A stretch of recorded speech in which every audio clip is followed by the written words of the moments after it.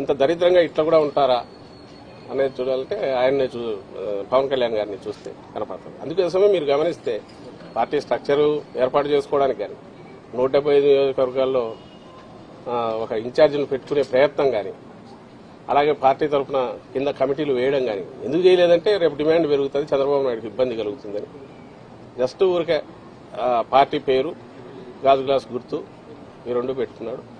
And నేను ఇంతకుముందు అన్నట్టు 100% ఓన్డ్ సబ్సిడరీ కింద చంద్రబాబు నాయుడు అందరినీ డిసైడ్ చేస్తాడు. ఇక్కడ విమర్శలను అక్కడ తీసుకెళ్లొచ్చు. అది ఇంకా ఆలోచించుకోవాల్సింది ఈయన మీద హోప్ పెట్టుకుని పవన్ కళ్యాణ్ మీద ఇన్నాళ్ళు కలలు గంటూ వచ్చిన వాళ్ళు ఎవరన్నా ఉంటే వాళ్ళు ఆలోచించుకోవాలి. వాళ్ళ పరిస్థితి ఏంది, వాళ్ళకి ఆఖరికి ఏమి ఇది అవుతుంది అనేది వాళ్ళు ఆలోచించుకోవాలా. ఇప్పటికైనా రియలైజ్ కావాలా. అంటే ఇలాంటి చంద్రబాబు నాయుడుకు లేకపోవడం 175 స్థానాల్లో ఇన్నాళ్ళు అధికారంలో ఉన్న తెలుగుదేశం పార్టీ 175 స్థానాలకు అభ్యర్థులను డిక్లేర్ చేయలేకపోవడం, అందులో ఇంకోరిని తీసుకొచ్చి 24 స్థానాలు వాళ్ళకి అనగడం, ఆ 24లో కూడా ఎవరు అనేది చెప్పలేకపోవడం. అంటే ఎంటైర్ థింగ్ ఈజ్ ఫ్లూయిడ్. ఇందులో బీజేపీలో కూడా ఒకవేళ పొత్తు కుదిరితే ఈయన పంపిస్తాడు అనుకుంటా, తన అభ్యర్థులనే పంపిస్తాడు. సో మాస్టర్ ప్లానింగ్ ఆయన చేస్తాడు. దాని నుంచి దీని నుంచి అనేది ఆయన.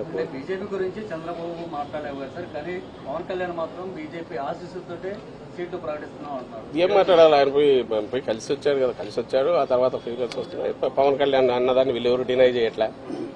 సో బీజేపీతో పొత్తు అర్జెంటుగా పెట్టుకోవాలనే దాంట్లో, అలాగే కాంగ్రెస్ వరకు ఇండైరెక్ట్ ఫైనాన్సింగ్ చేయించైనా వైఎస్ఆర్సీపీ ఓట్లు ఏమైనా చీల్చగలమనేది అది కూడా ఆలోచిస్తున్నాడు.